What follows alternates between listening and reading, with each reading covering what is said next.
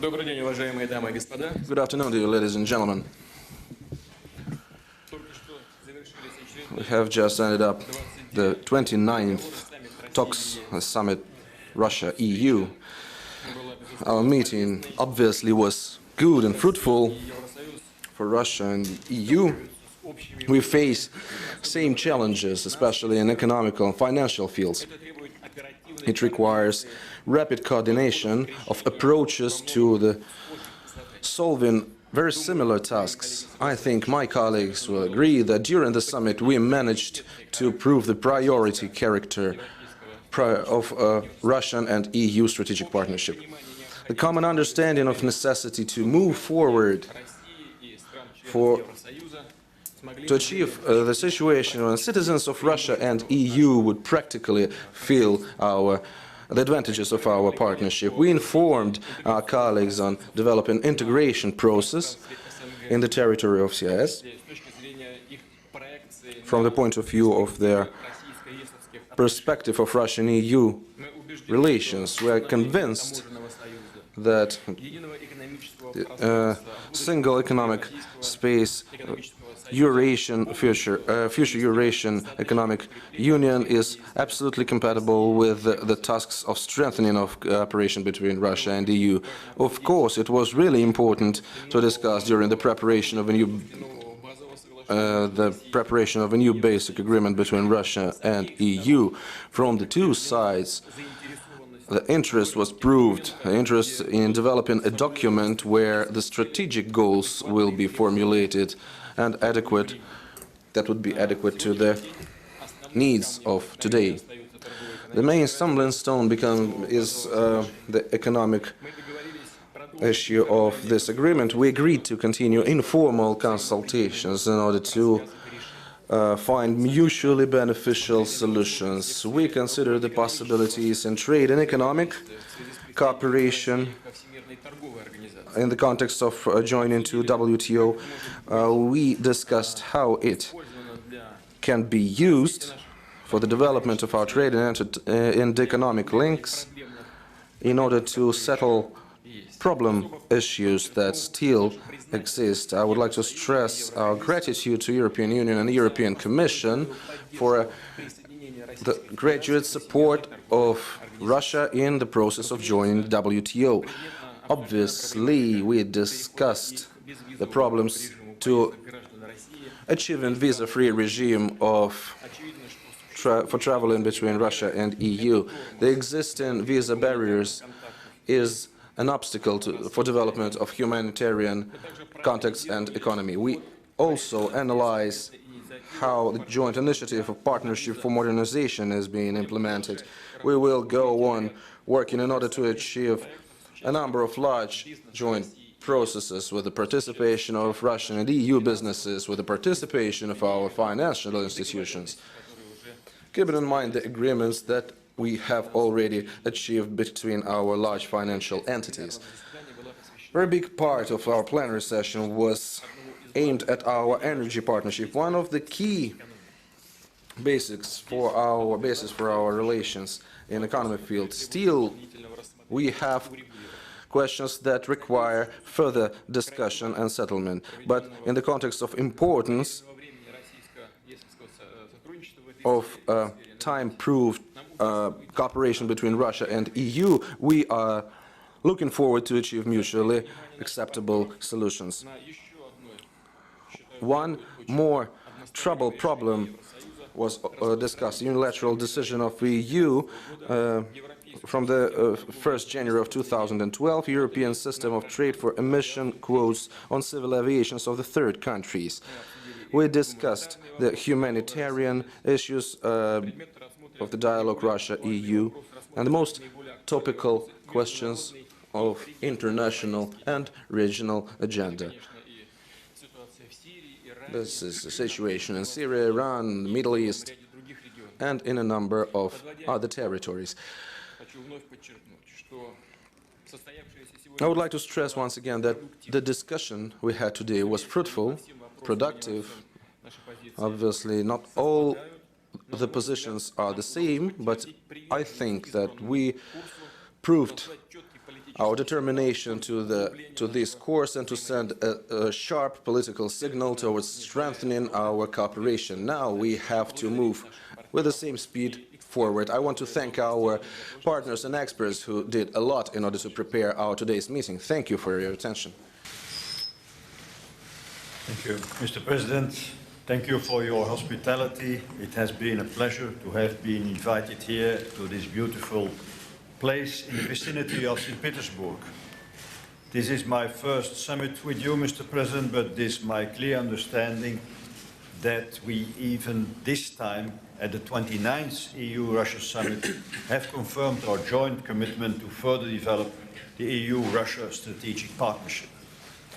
As you all know, the results of the two last years are remarkable. The Russian WTO accession, the Partnership for Modernization, and the common steps toward a visa-free travel. The EU-Russia relationship is enjoying its best dynamics for years. However, there is still much we need to do in order to untap what is potentially possible. Strong political will and hard work will therefore be needed even in the coming years. I therefore welcome President Putin's commitment to bringing this work further together with the European Union.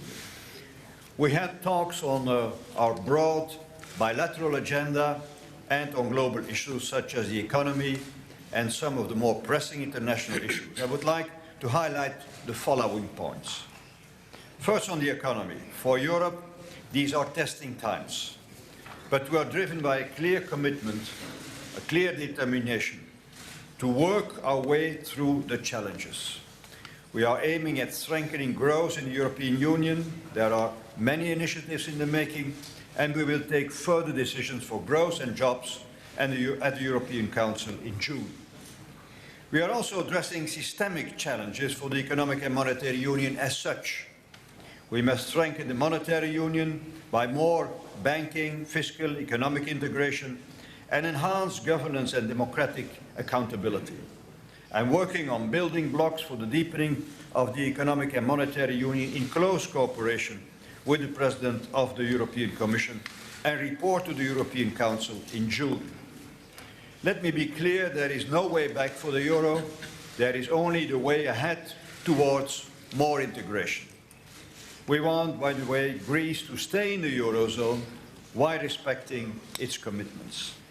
Second, on the EU-Russia bilateral relationship, we reconfirmed that the best basis for closer partnership should be an ambitious and comprehensive bilateral new agreement that includes trade and investment. In this context, we look forward to the ratification of Russia's WTO accession. The idea of a Eurasian Economic Union if based on the WTO rules, could lead to positive contribution to trade, prosperity and cooperation. Third, the EU wants to be Russia's partner in its modernization. And that's why I see the further development of the Partnership for Modernization as one of the priorities in our relations. It should be a partnership that covers all aspects of modernization, the economy, society, and the rule of law. I made a point today that a vibrant civil society should in this respect be seen as an integral part for real modernization. The greater engagement of civil society opens opportunities for the further development of political institutions and pluralism in Russia, which should not be missed. Civil society was a force of progress in our own history, and they can be one in yours, in Russia's. Fourth, vis-à-vis travel remains our common goal. Easier contact between people are the backbone of closer relations and benefits for all of us. I therefore welcome the active work on the implementation of the so-called common steps and the progress made in the negotiations on an upgraded EU-Russia visa facilitation agreement. 5, on human rights, it is welcome that Russia shows readiness for public debate on human rights as exemplified by the recent hearing in the Russian State Duma. This is a recognition that human rights concerns are a matter of direct concern to all. And that is why these issues, together with the rule of law and preservation of political rights, need to be addressed. We have invited Russia to the next round of EU-Russia human rights consultations to Brussels, the 29th of June. Next time, we hope for Russia to host the consultations. Finally, we had the discussions on a range of foreign policy issues. On Syria, let me first say that the situation is appalling. The Syrian regime should immediately cease all forms of violence and provide its full support to the UN supervision mission.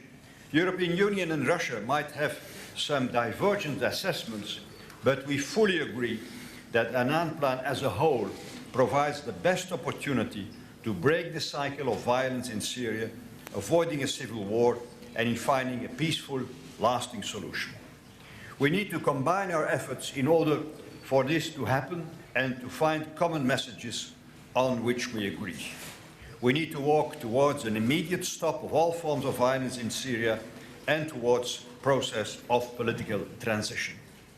On Iran, we agree on the urgent need to prevent Iran from acquiring nuclear weapons. The EU and Russia are working closely together and with other partners on this issue, and we look forward to the next round of talks in Moscow, where the EU High Representative Cathy Ashton will lead the negotiations of 6 countries with Iran. As regards our common neighbourhood, I reiterated the EU's support for the sovereignty and territorial integrity of Georgia, and we believe that the agreement of the commitments of 2008 should be fully implemented. Lastly, the EU welcomes Russia's constructive approach in the 5+2 negotiations in the Transnistria conflict. Mr. President, it has been a pleasure to have attended this constructive meeting. I look forward to see you in Brussels next time. Thank you. Thank you. President Putin, distinguished guests, ladies and gentlemen. First of all, I'd like to thank President Putin for his warm welcome here in the St. Petersburg region. I have always valued a frank and open dialogue with President Putin, and indeed we had this kind of dialogue during this summit. I believe it is particularly appropriate that we hold this European Union-Russia summit so early in the beginning of this mandate of the President of Russia, and also in the beginning of a new government. Russia and Europe are experiencing important political, economic, and social transformations. A new cycle is opening, and this offers us the opportunity to look ahead and think strategically on our cooperation, what we want to achieve, and where we want to be 5 years' time and further ahead. In recent years, we have made significant progress on a number of issues, namely on the agreement for Russia's WTO accession, an objective that, as you know, the European Union and the European Commission have always supported. There was also some progress on visa and mobility and on our partnership for modernization. Therefore, the purpose of this summit was to consolidate the progress achieved and to launch the basis for a closer cooperation. Last evening, we had a very comprehensive exchange of views on the global economic situation, the latest developments in Russia and in Europe. Let me, in this regard, just mention our full confidence in the future of the euro area and of the European Union. In fact, the debate now in the European Union is not how we are going to undo the integration. The whole debate is how are you going to further deepen the integration, to complement our monetary union with a full economic union, including in some areas like the banking sector, supervision, and also in some fiscal aspects. So no one should be in any doubt. There is absolute determination in the European Union and in the euro area to the euro and to the solidity and the further integration of all our efforts. And I think this is important for Russia because Russia is our largest neighbor and a very close strategic partner. We should build upon our strong ties and advance negotiations of the new comprehensive EU-Russia agreement, which should cover all the relevant areas of partnership, including trade, investment and energy, and lay the basis of a closer relation. I'm convinced that with the firm commitment of both sides, we will achieve a balanced and ambitious agreement that will be both beneficial for for Russia and for the European Union. The European Union is already Russia's biggest commercial partner, accounting for around 50% of all Russian trade. It's also the biggest source of foreign direct investment. The European Union is the biggest client of the most important export from Russia, I mean energy. And Russia's WTO accession opens additional opportunities for trade and for the development of our bilateral economic relationship. We believe this can be very important for the future. Our partnership for modernization is now in a phase of full implementation, and I am happy to say that President Putin sees it as a priority. Russia is engaged in a very important process, and we are very proud to be partners of Russia in that regard. Building a partnership between our societies means also having closer relationship between our peoples. This is why the visa issue and the mobility issue are so important. We are now engaged in the implementation of the common steps towards visa-free travel that we have launched last summit. We welcome the substantial progress made in negotiations on an upgraded EU-Russia visa waiver agreement, which should be finalized soon. Positive developments in these fields have clear potential benefits for our citizens and for people-to-people contacts. On energy, we welcome the progress in the energy dialogue and the close EU-Russia energy partnership. I stress that a reliable, transparent, rules-based energy framework remains a key priority for the European Union. So this summit has confirmed the important common interests we share and our willingness to build stronger relations and work even closer together. As the most famous Russian poet, Alexander Pushkin, who has studied, lived, and died in St. Petersburg, once wrote, and I quote, "We can try and fail, but we should not fail to try." The European Union is looking forward to try and not to fail. Is looking forward to try and to succeed. And I'm sure we will succeed in this partnership with Russia. I thank you for your attention. Уважаемые журналисты, сейчас вы сможете задать 4 вопроса, по 2 от международных СМИ и от российских. Начинаем с международных СМИ. Пожалуйста. Thank you. In this regard, I want to give the floor first to the correspondent of Dow Jones News and the Wall Street Journal. Ira Yosabashvili, Dow Jones Newswire's Wall Street Journal. 2 questions. For President Van Rompuy, there's been a lot of work going into forming a banking union, towards promoting ESM lending to banks. In your opinion, what happens if these important steps are not successful? Would the survival of the euro be at risk? The second question is to Vladimir Vladimirovich. Я на русском спрошу. Do this in Russian.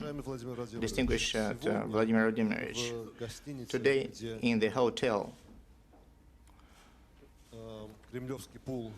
where the Kremlin pool stayed overnight, they gave us these bulletins where it spells out the following.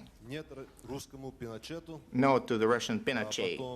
Next, hundreds of oppositioners were in prisons and concentration camps on the will of this man, and it ends up Putin should be in prison and should be shamed. What's your response to that? Thank you. Well, in the regards to the so-called political prisoners in Russia, no matter where I have been, there's the one issue is erasing the destiny of Mr. Khodorkovsky. As you know, the European Human Rights Court registered that the criminal case and the indictment of Mr. Khodorkovsky, there are no political motives. So if I'm going to prison only in a good company, as regards other cases of such as regard other such cases, then we should make clear who we are talking about. I know that the violation of public events rules, we have administrative measures against those who violate these rules, and I know that all those people are at large and they are preparing for new events, but it's normal, and I believe that we should introduce in our legislation such norms, such rules of the European law that are applied to the events of this kind. I believe that these events are both democratic, but at the same time they create the certain regime for the holding of such events. As to the call towards sending Mr. Barroso to the shame stake, I believe that the author of this bulletin means the position of Mr. Barroso on the third energy package. I would like to inform all the stakeholders that we have expressed our concern with this document, and I hope that we will be able to settle these issues through the negotiations. In any case, we deem it unacceptable the distribution of these or other documents in retrospect on the extension of these documents to all the contracts that were already signed before this energy package went into force. But at the same time, I would like to say that the author of this bulletin has aroused some sympathy in me, but the question is only in the way why did he distribute this in such an unusual way. There are other methods to do that. As you know, we have adopted laws on liberalizing the activities of democracy parties, and now the group of persons can establish their own democracy party and promote their people to parliaments, and there stand for the implementation of the ideals that they deem. Regarding the issue that was now mentioned by President Putin about the third energy package, I had the occasion during the summit to clarify our position. This is agreed legislation for all the member states, and it will be implemented in an objective and non-discriminatory manner. And I believe all aspects of it are fully compatible with international law. It's important to understand that the internal market is in constant evolution. Decisions to liberalize several sectors, not only energy, but also telecommunications, postal services, and so on and so forth, are taken to increase competition and transparency and not to create any difficulty for any operator. Regarding Russian operators, they are more than welcome in the European energy internal market. They are indeed welcome, and in fact they are already benefiting, for instance, downstream of some openings that this third energy package is giving to them. Having said this, we are always ready to discuss with our Russian partners and other partners any specific concerns that may happen in a specific way of implementing this legislation in a different in this or that member state. And in fact, we are doing so because we want to keep the confidence in our energy relationship with Russia, and we very much value this relationship. It is, I believe, very important both for Russia and for the European Union. So this third energy package was indeed, as President Putin just mentioned, one of the issues that we have discussed.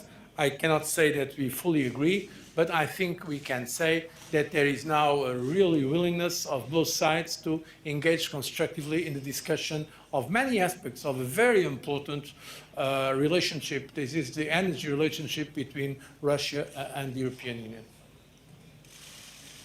I have to answer on your more prosaic question about banking integration. So just I recall you that I received a mandate from the European Council last week to draft a report on a deepening of the economic and monetary union. I will make this report in close cooperation with inter alia, the President of the European Commission. In this report, I will mention the main building blocks for this deepened economic and monetary union. And I will make a proposal on a working method to achieve this objective. In those building blocks, banking integration is an important chapter. And in the chapter of banking integration, I will deal at this stage on supervision, on deposit insurance, and on resolution. So we are working on it. It is the beginning only of the work. I will present building blocks in a working method, and we go on with that work later on, and hopefully we can achieve and present results of that work already by the end of this year. What will happen if we fail?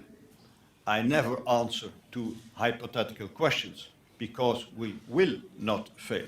We will not fail. In the meantime, we have to deal with banking problems in several of our member states. And what we are working on in the deepening of the economic and monetary union is in some way irrelevant for those immediate problems. And those immediate problems, we have to tackle them together with the member states. Добрый день, агентство Интерфакс, Георгий Гулия. Good day, Interfax agency Georgi Gulian. There is a very difficult situation in global economy and in Eurozone, and it affects the prices of energy resources coming from Russia. So I have a question for Mr. Rompuy and Mr. Barroso. You are talking about the fact that you will not fail, but will Europe be able to develop common position on their exit from crisis, given into account the positions of France and Germany? And my question to Mr. Putin: how the difficult situation in Eurozone will affect the supplies of energy to Europe, and will Russia be forced to correct its budget due to the fall in oil prices? Thank you. Okay, let me begin so that my colleagues will have time to become ready to the answer. Of course, the economic situation in Europe affects directly the economy of the Russian Federation. We are closely interconnected, as I've already mentioned, and our trade for the last year was worth $304 billion.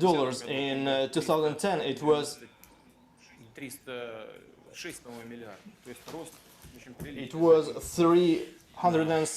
billion, so the growth is quite significant.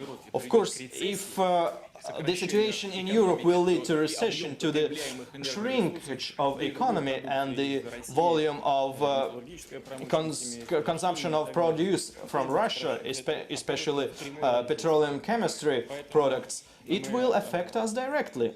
So we hope that our colleagues in the European Union will be able to overcome present difficulties.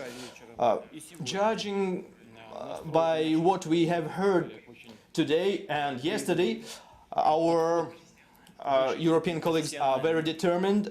They have a very professional approach, and I am fully confident in saying that.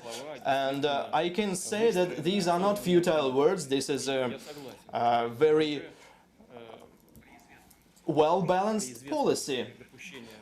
And I believe that even if we assume some disruptions, some unexpected events, the forecast is very optimistic. And even in our country, we are ready to fully support this process because it is in our interests. As regarding the budget component, today, in this year, we have calculated our budget spending judging from $100 per barrel. Then we have calculated it judging by $115 per barrel, and all the rest we are allocating to reserve funds. The next year we have planned calculating as $97 per barrel. So the budget hasn't been approved yet, and we will see how the global and European economy will develop and make respective adjustments. Anyway, we are not expecting any shocks here, and we can expeditiously respond to any development of situation. I'd like to say, by the way, President Putin already mentioned it, that in fact 2011 was already an year of growth of Russian exports in gas to Europe. So it shows that sometimes all the talk about these consequences of the situation in Europe is very much exaggerated. So not only Europe is by far the biggest buyer of Russian gas, but there has been an increase last year in spite of the situation of some difficulties that exist in Europe, about which we are extremely open and that we discuss with all our partners, of course also with Russia. From that point of view, I would like to thank President Putin for the words he just had regarding his confidence in the determination of the European Union leaders and Euro area leaders to overcome these difficulties. I can tell you that I have also full confidence in that determination. There are, of course, difficulties, but those difficulties are in some member states. Overall, the euro area is indeed in a best position than many of our counterparts in terms of macroeconomic stability. But it is true that because the euro has not yet completed all the instruments of financial integration, we need to go further. And that's exactly, as President Van Rompuy just mentioned, what we are doing now at European level. Some of these measures take time.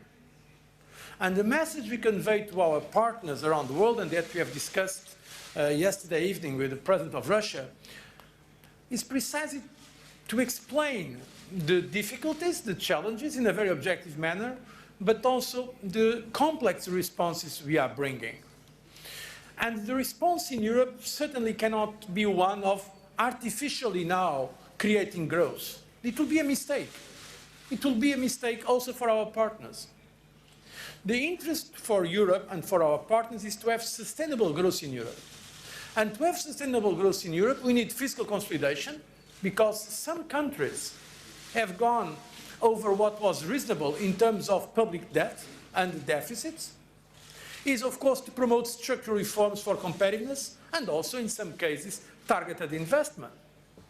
And this is very important to understand, and I'm sure that our partners have interest that Europe gets out of the current difficulties with sustainable growth and not something that is purely artificially, and that will not be the right response. And so from that point of view, it was also a very good summit, the one we had today and yesterday, because it allows us to understand, for instance, what are the main challenges for Russia, because there are also challenges here for Russia, but what are the challenges for us in the European Union?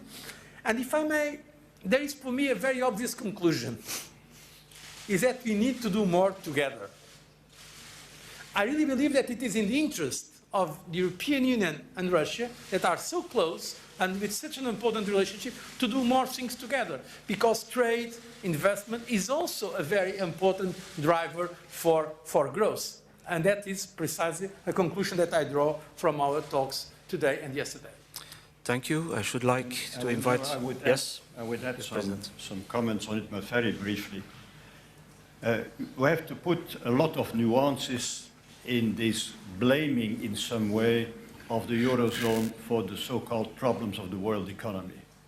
First of all, we have our problems, they are very well known, but world economic growth is also suffering from problems in some of the emerging economies. Not the Russian economy, of course, but some of the emerging countries are facing huge problems. And also this is an element of explaining a certain slowdown of the economic growth. So Eurozone is not the main responsible for a slower economic growth on the world scale. Second nuance is that by the end of this year, we will have positive economic growth in the Eurozone as a whole, and even a rather strong recovery in Western European countries. And for 2013, we have in any case positive economic growth between 1 and 2%. Last nuance on growth is that what we are living now, what we are experiencing now, you can't compare this with the huge financial crisis of 2008 and 2009, coming from the other side of the ocean. Then at that time, we had overall in Europe, in the European Union, a recession of -4%. We are not at that stage. Right?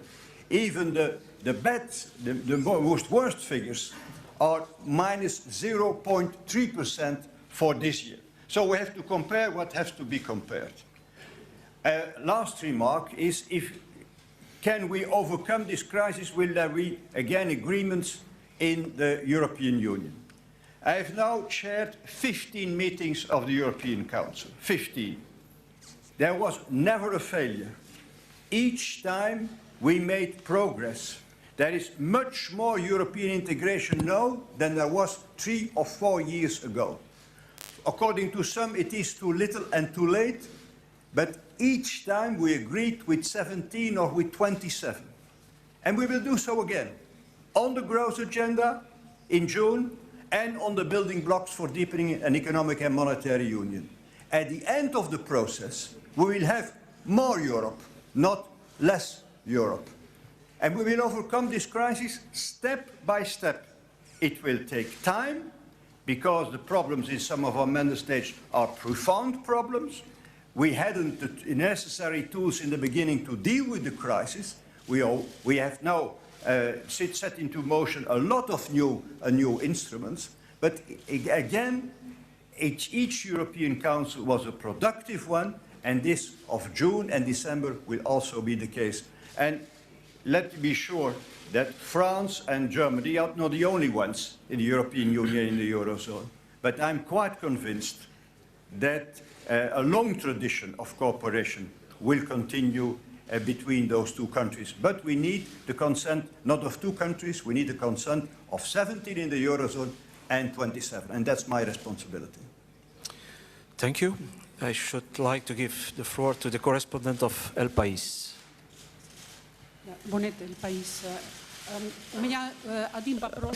I have one question to President Putin and Mr. Barroso, practically the same question from different perspective.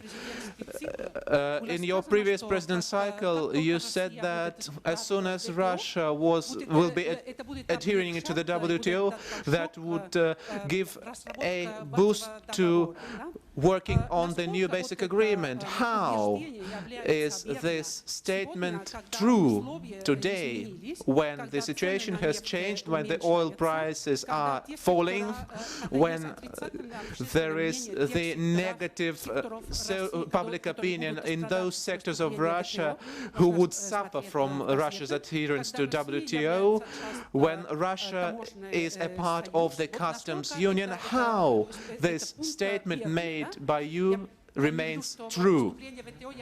I mean that the adhesion to WTO is a minimum economic block of the basic agreement. And Mr. Barroso, I'd like... in your opinion, how will the integration of Russia in the WTO, what influence will it have to the elaboration of the new Treaty of Partnership and Cooperation? Thank you. Well, let us begin with the WTO. We have seen the risks for separate sectors of Russian economy when we adhere to WTO. There are risks, but the instruments which we use within the requirements of the WTO make us think that by implementing those tools in our economy, we can minimize those risks for separate directions of industry, that is agriculture, agriculture engineering, car industry, etc. Several instruments are beginning to be used. They are in full agreement with the WTO requirements, and other WTO member states are using these instruments as well. That's the first. Second, during the talks, including talks with the European countries, we agreed that on several directions of our activities in several sectors of economy, we will use the so-called transitional period, and that we will join to the WTO requirements step by step by lowering the level of customs protection and taking other commitments on ourselves. By the way, the level of customs protection, even after Russia's adhesion to WTO, would be higher than the customs protection level at Ukraine. We are more concerned about that than the mere fact of Russia's adhesion to WTO, because we have a lot of economic interaction with Ukraine. But that's a serious matter which the Russian government needs to take care of. But on the whole, we will follow the reached agreements and we will implement them. Another matter is whether we have for a long time have been working, and we've continued discussions today, on the preparation of the new basic agreement. I would not hide it, there is no secret that during the talks our European colleagues place issues in front of us and place the demands and requirements which, as we think, go beyond the commitments which Russia has taken during the adhesion to the WTO. This is an approach which we call WTO plus.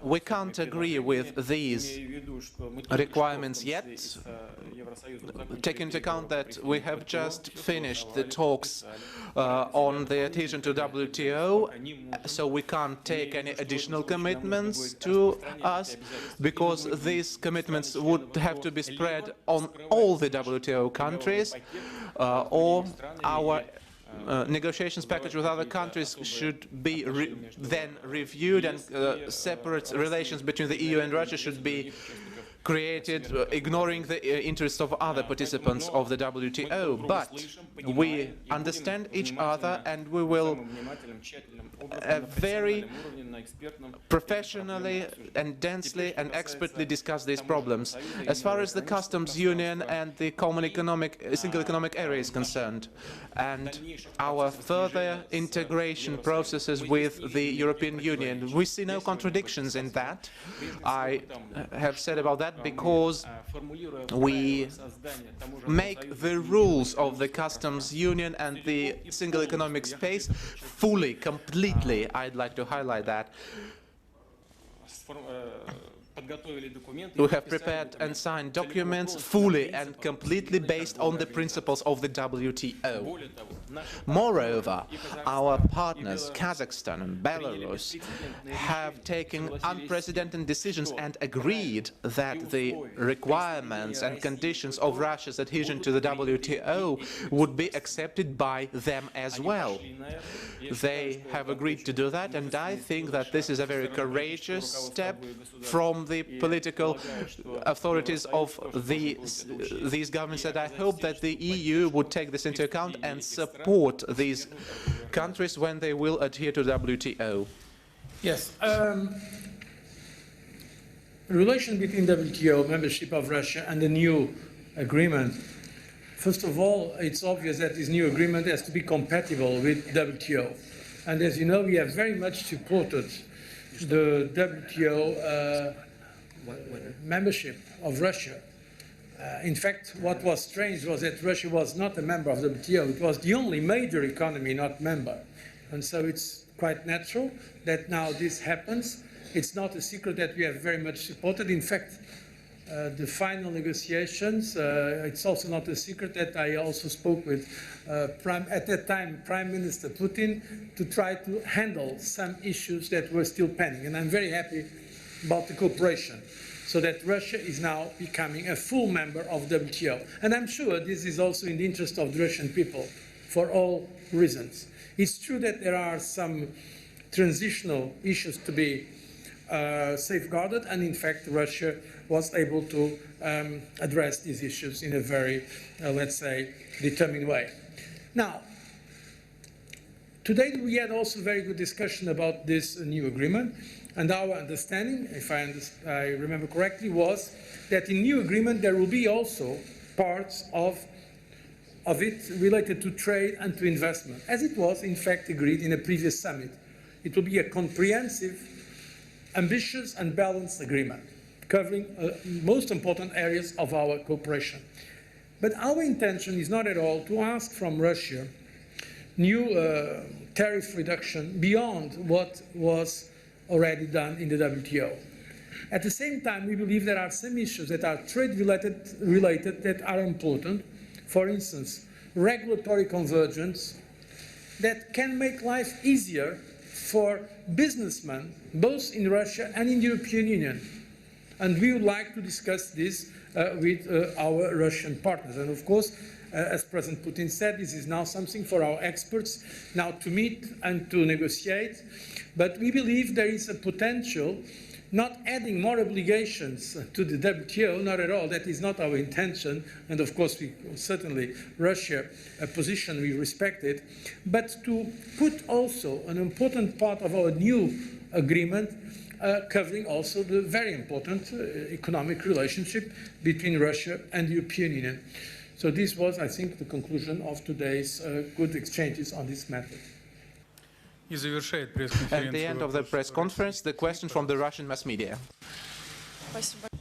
Thank you so much, Tartas. The first question, continuation of the topic of a single economic space. Whether the perspectives of cooperation of the EU was discussed, zones of trade, were they discussed? And the other question is about visas. Civil servants give a lot of information about visas, both the reports from Russia and from the EU are composed of 200 pages, and there's a competition for their translation. And I'm one of the citizens who face the situation when we have problems with getting a Schengen visa. One of the stories was already told while visiting France. That's my question to the European leaders. Maybe there is some perspective of going to visa-free regime, or is this question already behind? Thank you. As for visa problem, you know our position. We are moving. We are ready to move towards visa-free regime even faster. And the ball is on the side of our European partners. We see all the difficulties, and Mr. Barroso has said that it's not only the issue of the European Commission. It should be agreed by dozens of countries, and different countries, they feel different about that. And as for the inflow of labor migrants from Russia, this concerns are exaggerated. Criminal elements, the same. If they want, they move to Europe. They are moving to Europe and from Europe, and only businessmen who follow the law, the journalists and citizens, they are the ones who suffer, who want to have personal relations with their relatives and their close friends, etc., and partners. So I hope that we will go on moving towards. The first question was, and was there?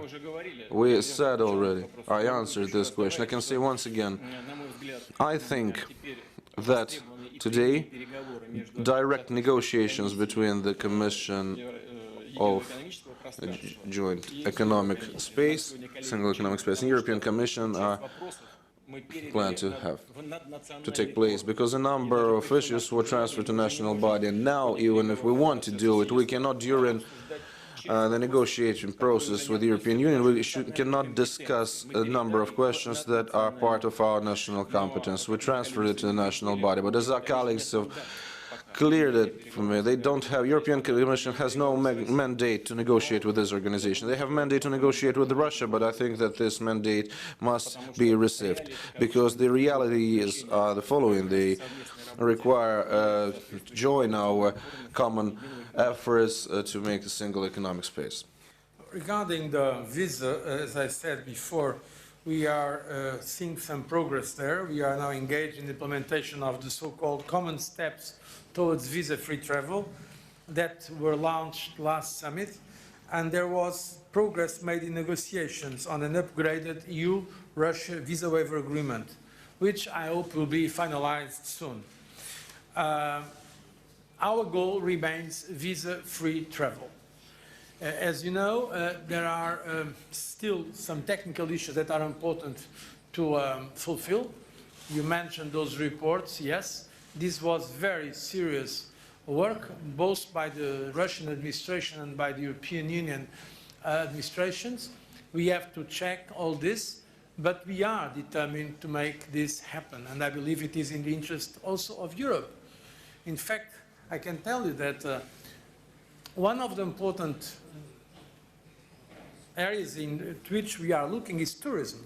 There are many tourists of Russia going to European Union, and certainly it is in our interest to have more tourists from Russia. In fact, there have been a lot more.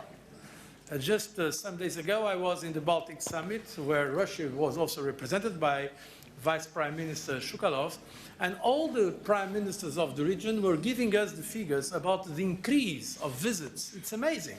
For instance, the number of the Russians going to this neighbor Finland. We are here very close to Finland, in St. Petersburg, because we are now systems that are already more flexible in terms of multiple entries with the same visa. But I agree it's not enough. We should do further, and that's where we are working, and it depends, of course, on the political will of all the 27 member states, but also on some technical matters that have to be addressed by the Russian authorities. And I hope that we'll see progress in the not distant future in this area that I know is very important for the Russian citizens, namely young citizens, but not only. Also, it is very much in the interest of the European Union, as I've already stated. Thank you. Spasiba. Thank you. As you know, 1 second please, when we were performing building in one of, builders found something valuable when they were building. It was hidden in 1917. It was brought up, and we offer to our European colleagues to go and see it, these valuable things that were found. The representatives of media are free to do it as well. Thank you.